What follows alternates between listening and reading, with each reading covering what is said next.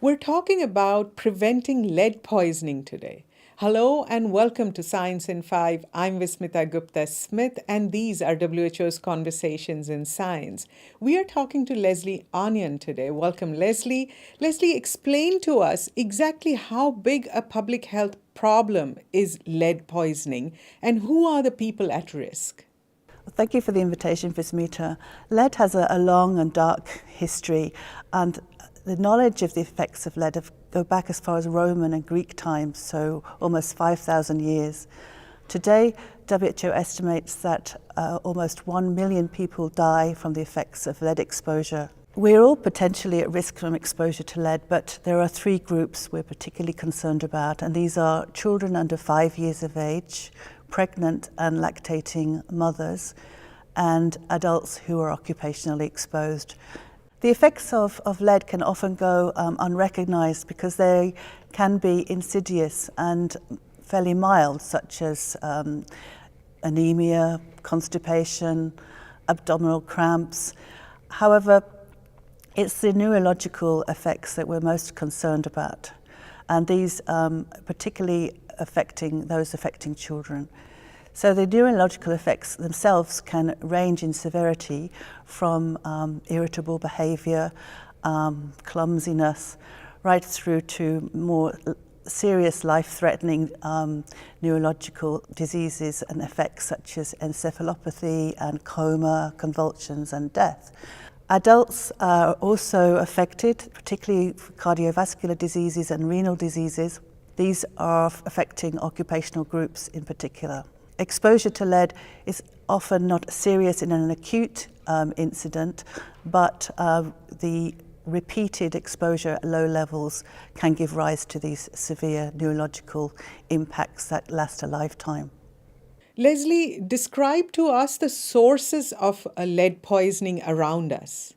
There are a large number of sources of potential lead exposure. We already have taken action on a number of these. For example, the outlawing of leaded petrol, the controls on use of leaded water pipes for drinking water and so on.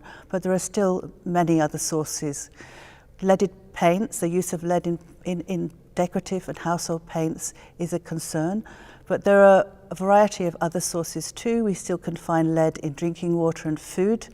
It's found in some traditional medicines and cosmetics, and in other household sources, glazed pottery and so on. The mouthing of objects containing lead is a particular danger for children. Small objects such as fishing weights and curtain weights can easily be swallowed and then have a lasting effect once remaining in the body. But there's also the mouthing of amulets and toy jewelry and so on. A particular growing source of lead exposure comes from the recycling of lead acid batteries. And these are a growing need in our society, for whether it be for electric vehicles, whether it be for small-scale uninterrupted power supply.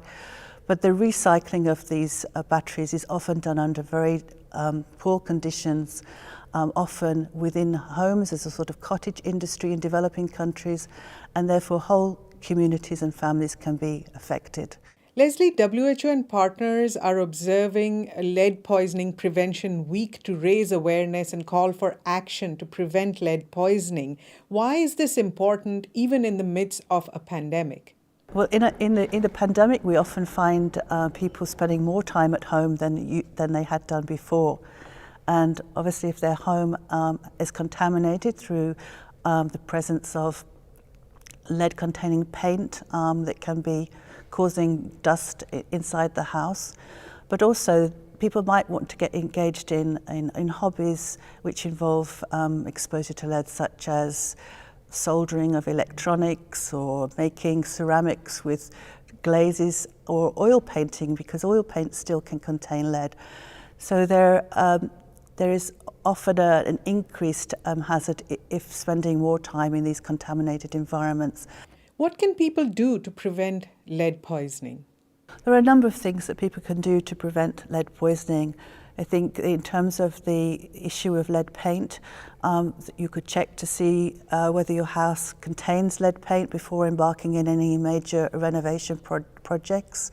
Avoiding cheap, brightly coloured toys, jewellery, and other things that children can put in their mouths, potentially swallow. Also important would be to store food and drink in preferably glass containers. Certainly to not store food in tins that can have solder inside them containing lead. I know that's a common practice to reuse plastic containers these days, but sometimes these plastic containers can come from lead acid batteries and other sources, so be very careful there. Finally, talk to your healthcare provider if you have any concerns. Thank you, Lesley. That was Science in 5 today. Until next time then, stay safe, stay healthy, and stick with science.